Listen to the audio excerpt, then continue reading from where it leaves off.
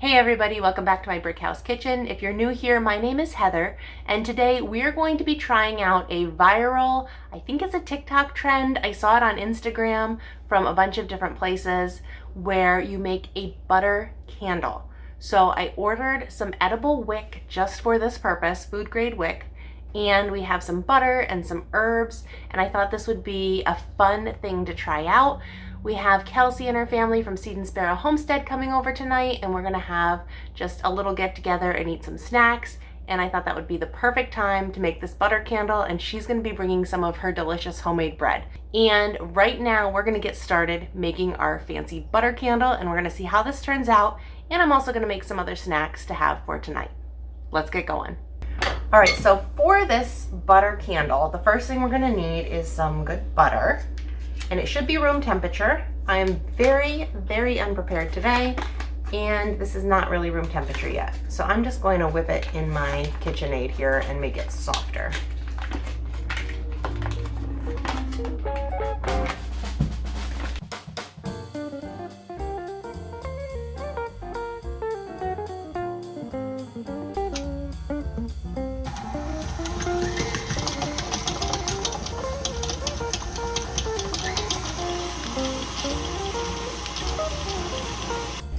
All right, now I'm gonna add in some roasted garlic. I actually roasted this morning, just at a 375-degree oven for, I think it was about 25 minutes I had them in there. Just until it gets nice and soft, like that.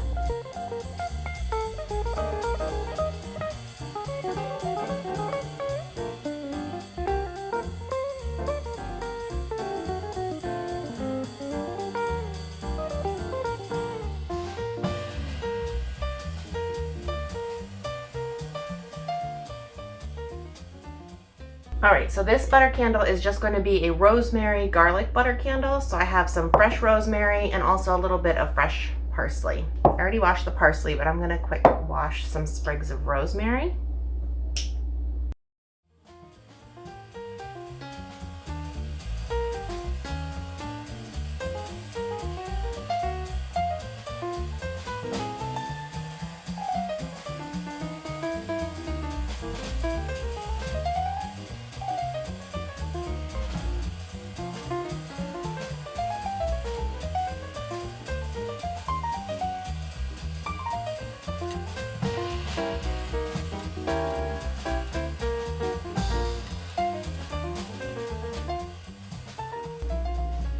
All right, so a quick little tip here before we move on with the butter candle. If you go to the grocery store and buy herbs like this in a bunch, or if you cut them out of your garden, a good way to keep them fresh is just rinse them off, chop off a little bit of the bottom so you have a fresh cut on the bottom of the ends there so they can soak up the water. Put them in a jar like this with some water in it and keep them in the refrigerator just like you would a bouquet of flowers. They'll stay fresh for weeks. All right, we're gonna just put these herbs in and mix it up. You could probably use any herbs you want. In fact, I was just thinking it would be fun to do a cinnamon honey candle, but I don't think we're gonna have 2 loaves of bread. So we're just gonna start with this and see how it turns out.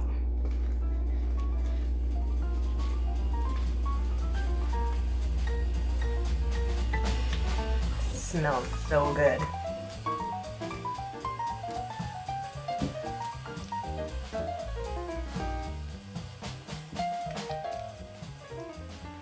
Okay, so this little paper cup is going to be the mold for our candle. You could probably use any paper, plastic cup, whatever. This just happens to be what I have. So I'm going to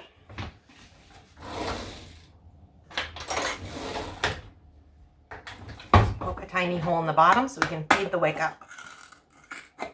This is the wick that I got. I just ordered it off of Amazon. We'll link it below. And I chose it because it says it's an edible grade wick. All right, so this is actually going to be the top of your candle. So when you turn the candle out, this wider part will be the bottom and this will be the top. So make sure you have enough wick sticking out of the top to actually have it light. There we go. I'll just bend that over and leave enough here. And if you're really fancy, the proper way to do it would be to get one of those little candle bottoms. It's a little metal piece. I don't know what you call it, but you hook it onto the bottom of the candle to hold it in place. I don't have any of those, so we're just going to do it this way. No biggie.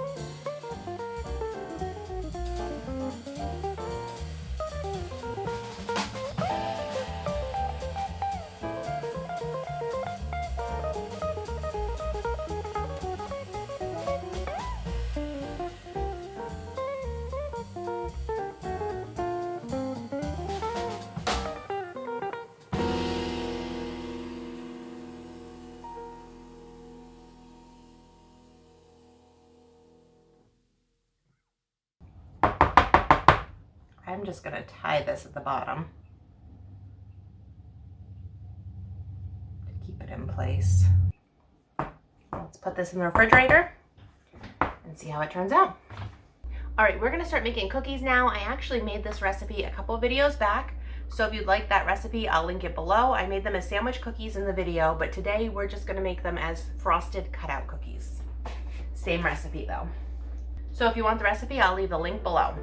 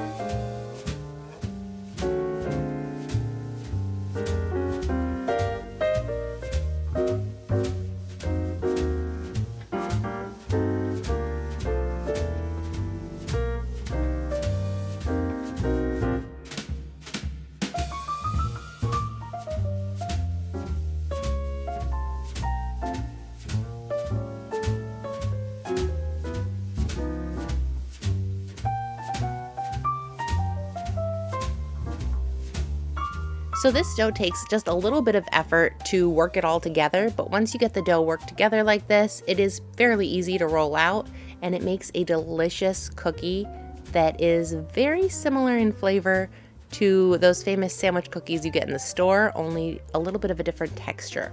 So again, if you'd like the recipe, I have that link down below to the other video, and you can go get it there.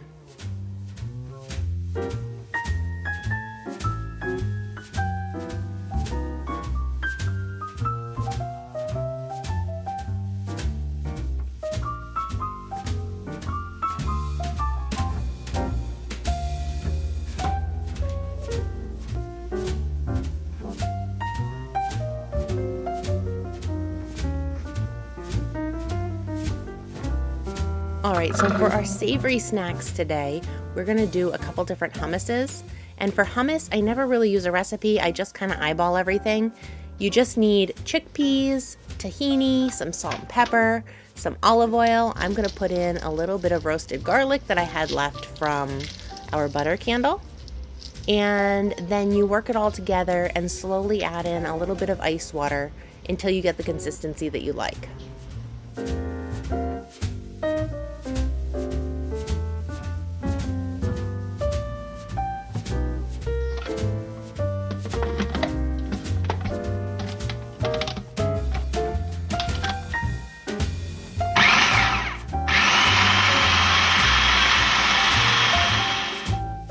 highly suggest using a food processor for this. I've tried it before in my Vitamix and it just doesn't get the same consistency. The food processor makes the perfect hummus. And I always just try a little bit and see if we need to add any other seasonings. I'm gonna add in some cumin and some cracked black pepper. You could add in all kinds of things, whatever your heart desires. You could make it roasted red pepper hummus. You could do some onion powder, garlic powder, whatever you like. It's kind of a blank slate for seasoning.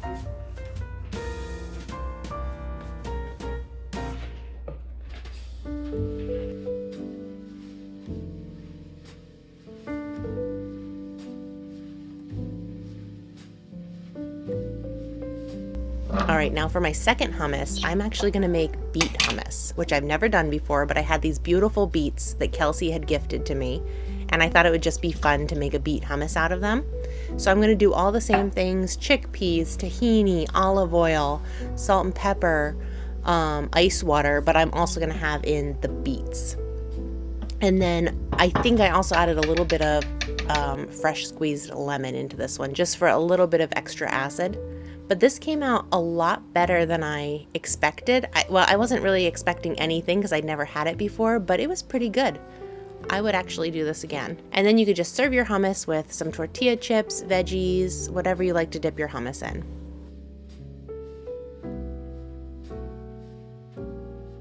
All right, so this is the beautiful rosemary garlic loaf that Kelsey brought. And Ethan is just peeling apart this butter candle. We had it in the refrigerator for, about 4 hours, and that was just about perfect.